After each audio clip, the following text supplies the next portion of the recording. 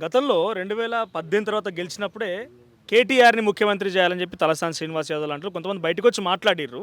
So, ఇప్పుడు డైరెక్ట్‌గా ప్రభుత్వం పోయింది కావచ్చు, మీ అన్న ఫార్మ్ హౌస్‌కే పరిమితమని బయటకొస్తలేడిగ. ఇక కేటీఆర్‌ని డైరెక్ట్‌గా ఆళ్ళ పార్టీ నుంచి ముఖ్యమంత్రి అభ్యర్థి ప్రకటించినట్టేనా? మొత్తం ఆయనే తిరుగుతుండు. కంటోన్మెంట్ ఆయనే తిరిగిండు, జూబ్లీ హిల్స్ ఆయనే తిరుగుతున్నాడు. ఇక డిక్లేర్ చేసినట్టేనా? ఇప్పుడు రిటైర్మెంట్ అయిపోయిందా? అది ప్రైవేట్ లిమిటెడ్ కంపెనీ అది. ఆ!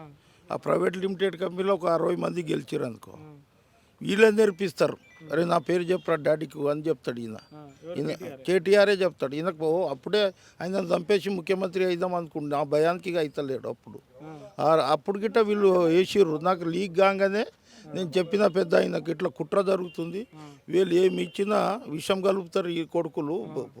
ఇవాళ రాజులు కొడుకే తండ్రిని చంపుదామని ప్లాన్ చేసినాడు. చేసిర్రు కదా. ఇది సంచలన ఆరోపణ రాములు నాయక్. అరే సంచలన ఆరోపణ అని చెప్తున్నా, చెప్పుకోమను, నార్కో టెస్ట్ పెట్టుకోమను ఇద్దరికి చెప్తున్నా. కుట్ర జరిగింది, కుట్ర జరిగి పెద్ద అయిందని తీసేద్దామని ఇంట్లో గొడవ జరిగింది కుటుంబ సభ్యులకు.